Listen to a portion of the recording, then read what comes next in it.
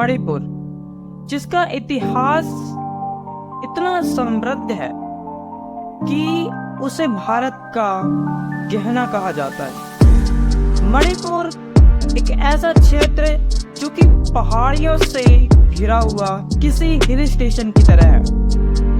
मणिपुर की अपनी एक इतिहास है, अपना एक कल्चर है।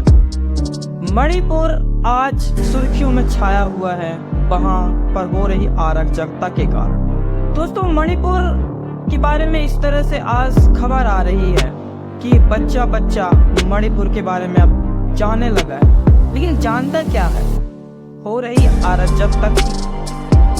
अगर एक्चुअली में उसका इतिहास किसी से पूछा जाए, मणिपुर के समृद्ध इतिहास के बारे में, तो उसे कोई बता नहीं सकता। उसे लगेगा बस ये भारत का एक राज्य है, ये है वो है, बस फला हो गया। आज की इस वीडियो में हम आपको मणिपुर से रूबरू कराने जा रहे हैं कि वो भारत का राज्य कैसे बना, भारत में शामिल कैसे हुआ और महाभारत से उसका क्या संबंध है। नमस्कार दोस्तों, मैं हूँ लेखराज और आप देख रहे हो लेखराज RK शोग यूट्यूब चैनल। हमारे चैनल में आपका स्वागत है। आज हम पूर्वोत्तर भारत में स्थित एक मंत्र मुक्त कर देने वाले राज्य के आकर्षण इतिहास के बारे में इस वीडियो पर चर्चा करेंगे, जिसका नाम है मणिपुर। दोस्तों, वीडियो पूरा देखें क्योंकि हम इस वीडियो में मणिपुर की जीवंत संस्कृति, मनोरम परंपरा और गौरवशाली अतीत को उजागर करेंगे। देश के उत्तर पूर्व में स्थित इसकी सीमा असम, मिजोरम और नागालैंड से मिलती है और यह दक्षिण पूर्व में म्यांमार से भी अपनी सीमा साझा करता है। राज्य की राजधानी इम्फाल है, जो कि राज्य के केंद्र में स्थित है। अगर इसके क्षेत्रफल की तो 8,621 वर्ग मील के क्षेत्रफल में यह फैला हुआ है। अब बात कर लेते हैं इसकी प्राचीन उत्पत्ति की। दोस्तों, हमारी कहानी शुरू होती है प्राचीन काल से, जब मणिपुर को भारत का रत्न कहा जाता था, क्योंकि यह 9 पहाड़ियों से घिरा हुआ है, बीच में एक अंडाकार की तरह है, जो प्राकृतिक रूप से निर्मित किसी रत्न की तरह दिखाई देता है। विभिन्न जातीय समूह यहाँ पर निवास करती हैं। बहुसंख्यक समुदाय मितई लोगों ने इसके इतिहास और संस्कृति को आकार देने में एक महत्वपूर्ण भूमिका निभाया है। किंवदंतियों की माने तो मणिपुर का निर्माण स्वयं देवताओं ने किया था। महाभारत में मणिपुर का उल्लेख आता है, जहाँ पांडु पुत्र अर्जुन ने यहाँ की राजकुमारी चित्रांगदा से विवाह किया था, जिससे उसे बहुब्रुवाहन नाम का एक पुत्र प्राप्त हुआ था। इसका उल्लेख आदि पर्व के अर्जुन वनवास अध्याय 217 में मिलता है। दोस्तों, ये तो हुई उसकी अतीत की बात। अब हम मणिपुर के मध्यकाल में आ जाते हैं। एक्चुअली मध्यकाल में इसका एक विस्तृत और सच्चा इतिहास देखने को मिलता है, जो कि लिटरेचर के रूप में मौजूद है।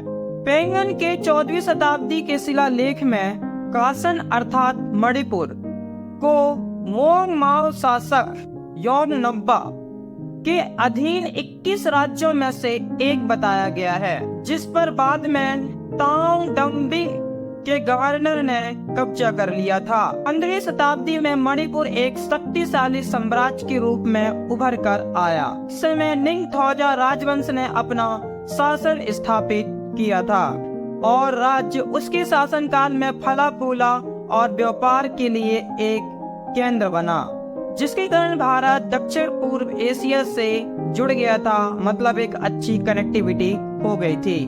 दोस्तों, मैं आपको अब मणिपुर के कला और साहित्य की ओर भी ध्यान आकर्षित करना चाहता हूँ। मणिपुर में एक समृद्ध कलात्मक विरासत है। राज्य अपने शास्त्रीय नृत्य के लिए प्रसिद्ध है, जिसे दुनिया मणिपुर नृत्य के रूप में जानती है, जो सुंदर, तरल और कहानी कहने का एक सुंदर संयोजन है। हाथकरघा बुनाई की कला, विशेष रूप से उत्तम मुगाई रांगफी कपड़ा, सदियों से यह मणिपुर का एक अभिन्न अंग है। दोस्तों, मणिपुर खेलों के लिए भी प्रसिद्ध है। खेल इसकी संस्कृति का एक अभिन्न अंग है। यहाँ का एक यूवी राफी खेल है जो कि रब्बी नामक खेल से मिलता जुलता है। यह एक पारंपरिक खेल है। खिलाड़ियों को एक नारियल पर कब्जा करना होता है। एक अलग खेल जिसका नाम मुकराना है, जो कि एक मार्शल आर्ट की तरह ही है, और यह खेल मणिपुर के मार्शल आर्ट को प्रदर्शित करता है। यहाँ की शक्ति और हाथों हाथ की लड़ाई की कला को दिखाता है। दोस्तों, दुनिया में खेले जाने वाला खेल पोलो, जी हाँ, जो घोड़े पर खेला जाता था, वह मणिपुर में ही उसका विकास हुआ है। मतलब वो मणिपुर में ही पहली बार खेला गया था। दोस्तों, भारत के अन्य राज्यों की तरह ही मणिपुर ने भी उपनिवेशवाद की चुनौतियों का सामना किया था। ब्रिटिश सरकार ने मणिपुर पर नियंत्रण स्थापित करने के लिए पूरी कोशिश की थी, लेकिन यहाँ के लोगों ने बहुत ज्यादा इसका एकजुटता के साथ विरोध किया था और कड़ा संघर्ष किया था। रानी ग्याय दिग्लू और टिकेंद्रजीत सिंह जैसे महान हस्तियों ने उपनिवेशवाद के विरुद्ध चलने वाले आंदोलन का नेतृत्व किया था, जिन्होंने मणिपुर के इतिहास पर एक अमिट छाप छोड़ी है।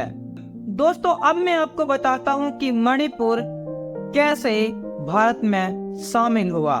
1947 में जैसे ही ब्रिटिशों ने मणिपुर को छोड़ा, तो मणिपुर की जिम्मेदारी महाराजा बोधचंद्र के कंधों पर आ गई। भारत की अन्य रियासतों की तरह मणिपुर को भी यह अधिकार था कि वह स्वतंत्र देश रहना चाहे तो स्वतंत्र रह सकता है, यह भारत के साथ मिलना चाहे तो भारत में मिल सकता है। महाराजा बोधचंद्र ने 21 सितंबर 1949 को हुए विलय संधि पर हस्ताक्षर कर दिया और 15 अक्टूबर 1949 से मणिपुर भारत का अभिन्न अंग बन गया। 26 जनवरी 1950 को भारतीय संविधान लागू होने पर मणिपुर को भारतीय संघ के भाग सी के राज्य में इसको शामिल किया गया। 1956 से 1972 तक मणिपुर एक केंद्र शासित प्रदेश के रूप में शासित होता रहा। 1972 में मणिपुर को पूर्ण राज्य का दर्जा प्रदान किया गया। इसके बाद यहाँ बहुत सारे सामाजिक परिवर्तन हुए, शिक्षा में सुधार हुआ, इंडस्ट्रियल क्षेत्र में सुधार हुआ और बहुत सारे परिवर्तन हुए, जिससे मणिपुर के विकास की रफ्तार को बल मिला और मणिपुर का तेजी से विकास होने लगा।